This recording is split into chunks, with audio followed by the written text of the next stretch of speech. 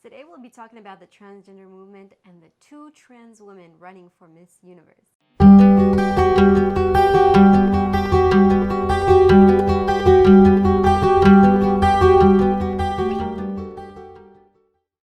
Hi, and welcome back to Blunt Script, where our goal is to share with you uncensored truth about challenging relationship and life questions. I'm your host, Queen Saint-Just, and this is my wonderful husband, Ezra Saint-Just. And before we do go on, please do click that like button to help out our algorithm, and also please follow, share, and subscribe for more wholesome content like this.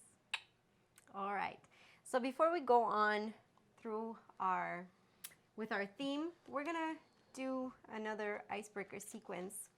And for this week's icebreaker sequence, we have something called object stories. So I've never actually done anything like that with you before, so we'll see how it goes. I hope you're game, because the point of this game is to start telling a story, and as you go along, I'll give you words, and you'll have to incorporate them into your story as best as you can. Just making up a story, random story. Just making up a story, a random story. Ready? So you just give me words and I keep speaking about. Yes, sir. You start doing the story, and then I'll show you a word, and you have to incorporate it into your story. So I start right now with a random story? Start right now with a random story. Okay. So there's this situation with a young boy that was growing up in a very, poor neighborhood. And he noticed that he didn't have a solid foundation to life. Okay. And essentially, you want to mention the word as I go along? The word was solid. Yeah. And, so essentially, he's in a very broken home, sort of trying to find his way around, seeing exactly, what to do. Single mom, single parent home. Duck. What's that? That's the word. Single parent home. And the only comfort he had was the duck that was in his house with him as a pet. And, that brought him a level of, satisfaction, contentment in life. But he still didn't really have anything. So Mobile. Mobile? So at a young age, to have even a mobile device was something that wasn't even reachable, because they were in a very poor, in a very impoverished neighborhood, of course. They grew up in the projects. And he was just... Fate? He was just really thinking, and the path that he has headed into, we know what his fate would have been, because he really grew up on the streets, right? And growing up on the streets, he started to get involved in just many different things. Many different things as he got involved in at a young age that was very detrimental to his life. I mean, if you really think about it, the only good thing he actually did growing up was the good pudding that his mom gave him, just eating that, because everything else was, it was engaging in violence, drugs, and, it just was a very terrible upbringing, a very terrible way to grow up. Good job. I thought you were going to say his only thing he could have done is sell contraband pudding. Yeah. I guess not. You did pretty good. Why did all these words, except pudding, fit in so well to your story? That was real good. All right. Okay. Cool. Should I do one? If you want. Okay, yeah. I want to do one. Okay. All right. You started with the poor kid. I'll start with the rich kid. Once upon a time, there was a very, very young girl, and she grew up in a privileged home where she had everything she could ever have wanted in her life. Her parents sustained all her wants in her life and their business by actually doing illegal contraband activities. Provide. And so this way they could provide for her the money and the house and the food and the pets and everything she wanted, but the one thing they could not provide was real love, because they were never home and they were never there. Leak. So one day, this little girl, as she was playing around in her many, many playrooms, she noticed that one of the sinks in one of the playrooms, she had a sink there to wash her hands after playing with clay and all that stuff. the sink had a leak, or the faucet had a leak. And so she started really wondering why it was leaking. So much so that it started really bothering her. Determined. And she was very, very determined to figure out why it's leaking and how to make it stop leaking, which isn't something that a 4-year-old really determines to do. Achievement. And so as she grew, the sink never got repaired, but it still continued leaking. And that just, it created such a deep wanting in her to figure things out. She started reading up on plumbing books and reading up on faucets and on all these things. And as she grew up, instead of growing up privileged and entitled and thinking that she's better than the rest of the world, she took kind of a different nerd path. And as she was studying more and figuring out, she did figure out how to stop that leak in one of her bedrooms, playrooms. And as an achievement to all of that, she actually became a world-renowned archaeological plumber. Archaeological plumber, wow. So she dug. I'm not that great at stories. Not on the spot. I can write up some real nice stuff. Yeah. But on the spot, I'm so-so. Okay. But hey, that made a pretty interesting story, I think. Yeah. You know, not every 4-year-old privileged, entitled, rich kid gets to become a world-renowned archaeological plumber. You're welcome. That's good. All right. So let's go on into our theme of today. And let's actually look at what transgender means before we do go on in discussing more about this whole movement that has taken over basically the world. So this year, transgender is a term used to describe people whose gender identity differs from the sex they were assigned at birth. Pretty straightforward, right? Yeah. So if you were born a male, but you dress up, you cross-dress basically as a woman, and you portray yourself as a woman to society, you are a transgender person. And this year actually makes history for the first trans women to run for Miss Universe.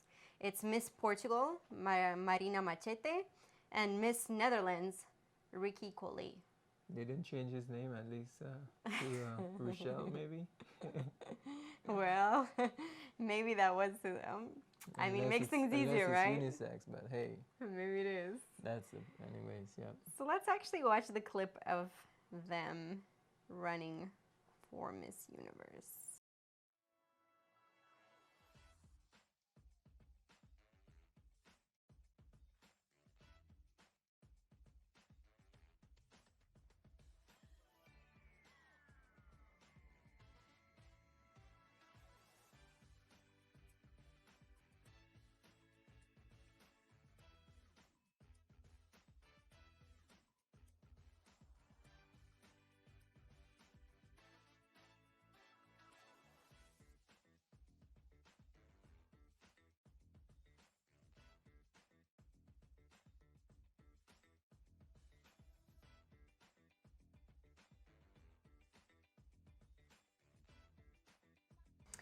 All right, so 2 trans women, right?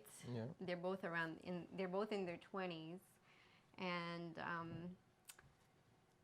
personally, you tell me what you think in a moment, but personally, I do not think you can crown. I mean, this is a controversial topic, and a lot of people are going to tell me I'm wrong, but in reality, there's this huge agenda to push a lot of these transgender women up on top. And I think maybe even the whole reason maybe they won Miss Netherlands and Miss Portugal is because of the agenda of people wanting to support trans women. I could be wrong, but if a man, out of all the beautiful women you might have in that country, a man is crowned to represent your country, I don't know, something sounds really off to me, and I could be wrong, but sounds kind of fishy. Well, I mean, there are different things. When you look at Miss Universe, I see that there are many different factors, I guess, that will cause someone to select a winner for a particular country. You know, it's not, it may not just be like a beauty factor standard, but Yeah, it might that's true. be the way you walk, the way you talk, the way you know, I mean, skills or whatever skill sets. I'm not sure all the different aspects, right? Yeah. And you know, a lot of those guys probably walk in with more step and pep than some of the ladies, which is unfortunate, right? But that's not Um, attractive. I don't know. yeah. Like you as a man, do you find that Please, attractive? you mean for like Like overly, to me, it's like a but it's overly not so much Madonna what's gay walk. attractive per se. It's like what considers you, like what are the factors that the judges look out for what is you know, for what may be a good model, good walk, whatever it is. But the I think the core of the matter is, besides from that, you know, that's a skill level and so forth. Besides from that, you know, a man has no place really trying to compete with a woman for what she's best at. No, I mean, a woman is way better than a man at doing what a woman is able to do, I you know? completely agree. So for a man to win Miss Netherlands, I think that's like that's just like buffoonery or whatever is a word. That's what it would be. It's really insane, crazy to think that a man could win something that was designed for women to win. You know, it's just really crazy. I wonder how the other contestants feel about it. Because, I mean, I have nothing per se wrong against the person itself. But I do have a certain discomfort if I was running for Miss Universe and I had to run against a man dressed in a woman's clothes, you know, and looking, and he has fake breasts and everything. I would not feel, it would make me feel very uncomfortable because you are a man at the end of the day, no matter what you identify as, no matter what you want to portray yourself as. At the end of the day, you are what God made you to be. Yeah. And so I would feel very uncomfortable. And that makes me go back to even like the sports, right? Okay. And isn't it interesting how, I don't know, I might just be ranting because I've had I've had a little bit of it rubbed on my shoulder a little bit for a while, because I just think it's crazy that a man with the bone density and the muscle mass and everything else and the power that a man has, even if you took hormone blockers or whatever, you still have all of those things that still give you an advantage up and over all the other women, and plus they're taller, a lot of them. So how can you compete in a world, in a place with just no, women? definitely. And you know, they made a section for the transgender people to play in the Olympics and nobody signed up. I wonder why. Maybe because they realized that it might not be such a great advantage to play against other males who are also on hormone blockers than to play against women who are biologically not as advantaged at sports as you are. Yeah. Well, athleticism is one thing. I'm If you sorry. have a man competing against women in athletic sports, then you know, and be careful you're I'm kicking the sorry. camera, right? But yeah, so if you have a man competing against women in athletic sports, then essentially, you know, that's like a disadvantage to women. You I know, a agree. man's strength, ability, his build, different aspects is just basically a lot more, you know, stronger than a lady. But then, personally, in the case of like a pageant show like Miss Universe and so on, I think you're actually more disadvantaged being like a trans woman I into think this so show. too. You know, so you know, in that sense, I'm like, man, this is a disadvantage because, I mean, I think the only way for someone to really win like a Miss Portugal or Miss Netherlands, whichever countries, is just for the sake of inclusivity, to make a statement and to allow people to know, hey, you know, this is what we support and this is the direction we want the world to move into. But you can't beat someone who is designed, you know, I mean, someone who's designed to be able to work within that particular frame in terms of like whatever, you know, Miss Universe does. I don't really watch it. I don't really know all the details, but it's designed for women. That's what I know for sure. You know, designed for women. Miss Universe. Like, how can a Mister become, you know, win Miss Universe? How can you win it for your country? I mean, and again, for a country to actually allow and permit men to actually compete against women and to allow that and that man actually winning, like, I mean, that's a very terrible thing for like a country and representation for that country. Like to represent your country in that way, I think that's very horrible. That sets a tone for the entire world of who you really are, what you really believe, and so forth. And which is unfair, which is inequality, which people think it's equality, but in actuality is actually inequality. To injustice to women, biological women. And and people are gonna say, we have to be inclusive. We cannot discriminate against a certain type of people. But don't forget, this is the minority, and these are people who are actually, in one manner or another, have issues they haven't worked through, whether it is in childhood or later on or through influence. And this is the minority, and you are creating a world in where the minority can be taken into account without taking into account what the majority wants and how the majority feels.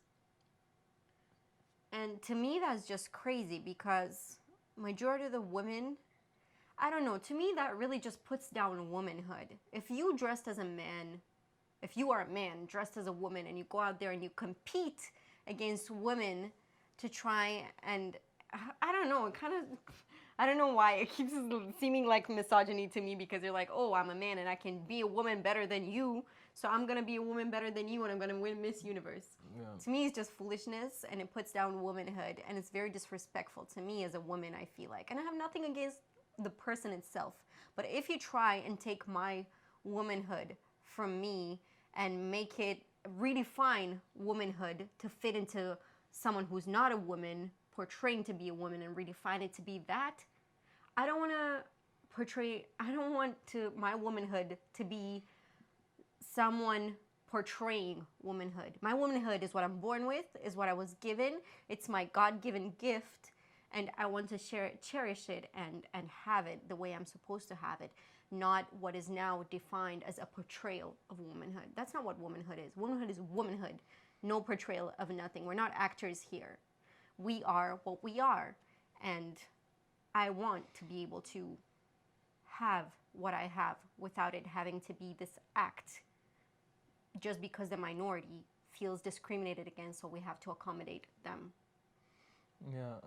So again, like my major concern is not so much, okay, it's unfair to the other women that are there, because it will be more difficult for them to win. It's not like this swimmer guy competing with his athletic strength, So on that level, I feel sorry for the trans women actually joining Miss Universe. But at the same time, it's a statement that is being made by this world, that is being put out, that I think should not be.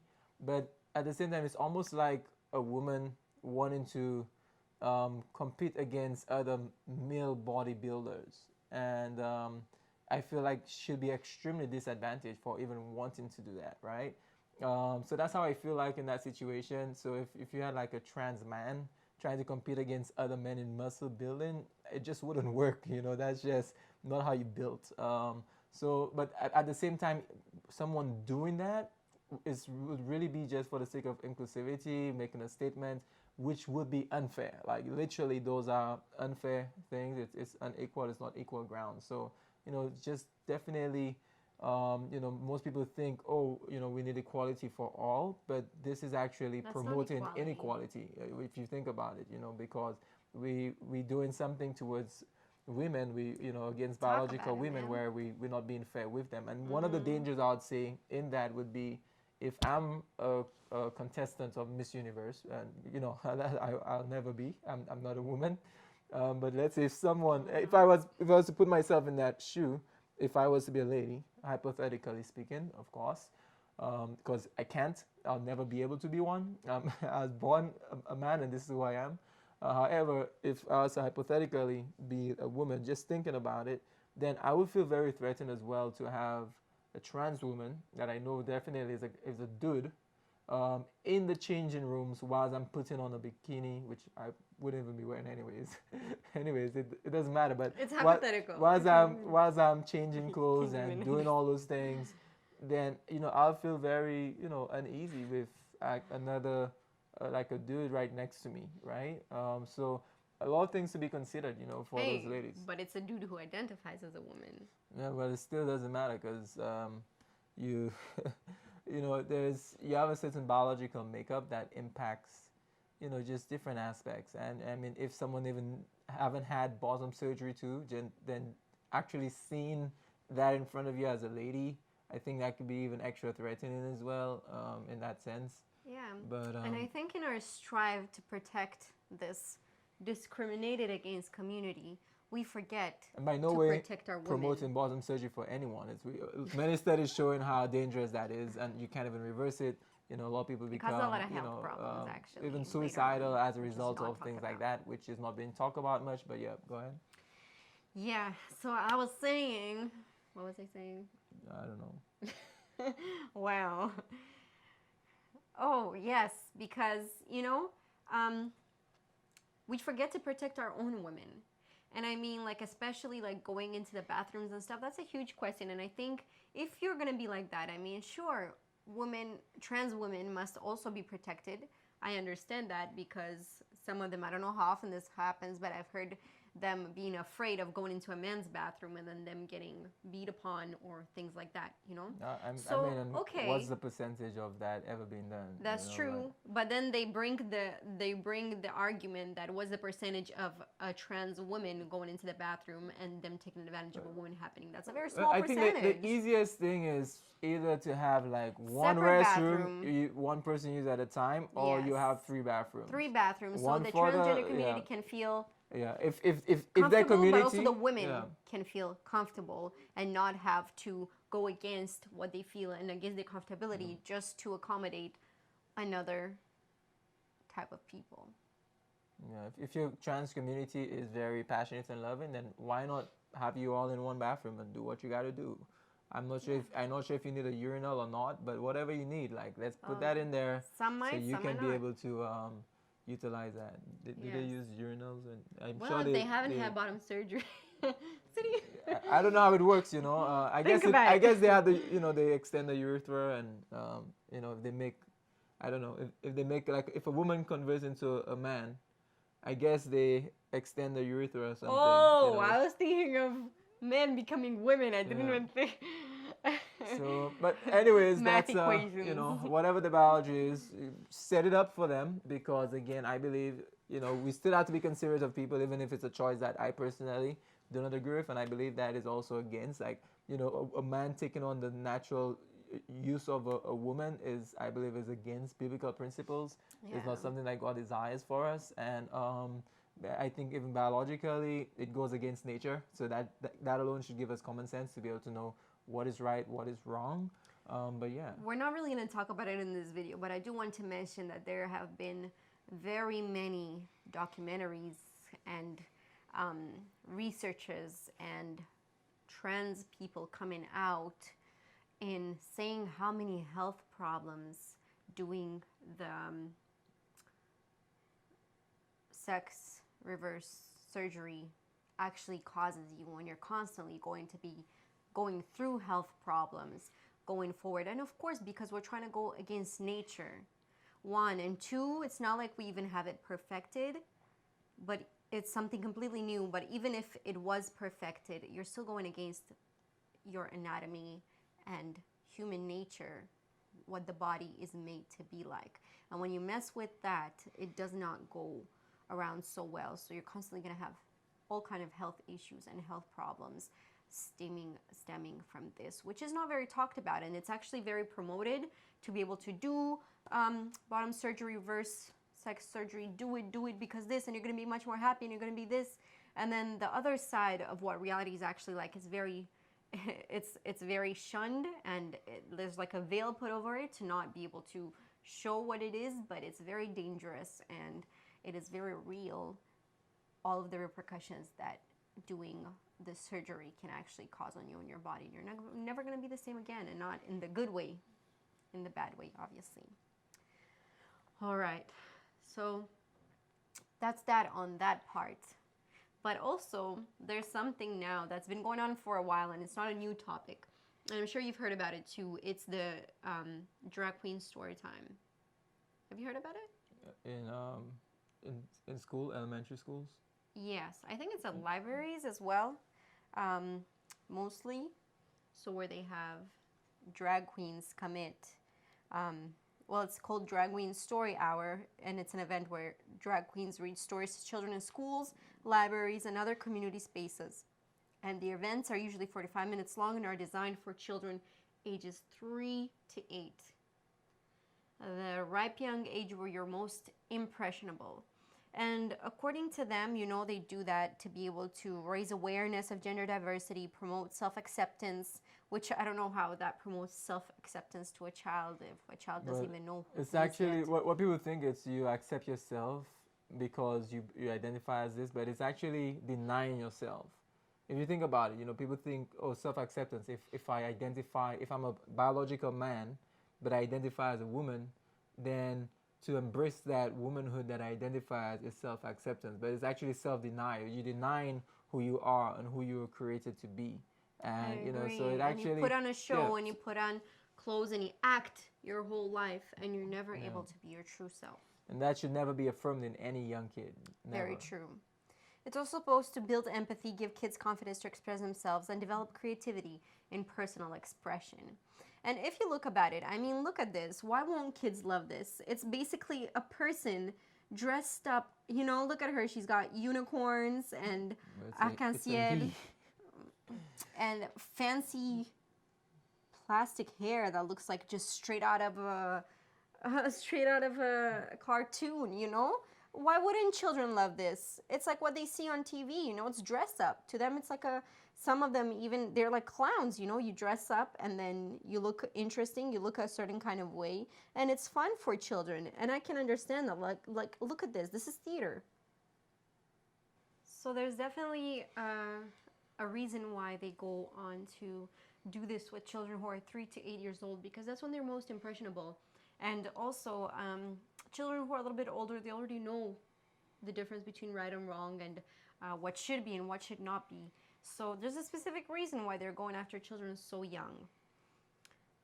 Well, yeah, so, drag queens, transgender movement, is it a reason to discriminate or be mean to them or be kind of way towards them? No, it's not. But does it also mean that I have to let those people walk all over me and take away my freedom of womanhood and my womanhood or manhood? No, it does not. So I believe there should be respect, mutual respect for both parties, and you cannot come in and tell me what I am and steal my identity and transform it into yours and then portray it as a whole new different thing, and now I have to also identify as a whole new different thing because you've redefined what womanhood is or manhood. So, I mean, the sad thing is this, right? We've taken out anything that is moral, anything where there's a standard. We've taken out the Bible, we've taken out prayer from schools, something that had a positive message, a good foundation definitely. that allows individuals to become a better person. We took that out of the school system and we brought in something that I would consider to be very moral, something that never really ends that well with many people, and especially at a young age. We take advantage where we prey on those young children, at a very young age, because we know that if anyone that we can be able to deceive into such horrible activities and identities and so forth, right, is a young person who's very new to life, who whose frontal lobe is still trying to develop. Almost hardly any development have taken place, and we take advantage of those young kids. Why not do it to college students? Why not go to college students and show it to them? People who have actually been able to develop a lot better, frontal lobe, so they can decipher better between right and wrong and understand better. If if someone wants to make a choice to be a drag queen, hey, that's up to you. But the problem is really bringing it into areas where 3 to 8 year olds are seen those things, are being taught those things. Before them, they don't know how to differentiate between reality and between what is unreal. Especially the way those people look. A lot of them look unreal. But then that is real in front of them. It's like, is this real? What is this? And it leaves people very confused, especially as a young child. I would be very confused if I was a child growing up in today's age, which brings me to the point that I believe it's becoming more and more dangerous for us to actually have our children in the public school system.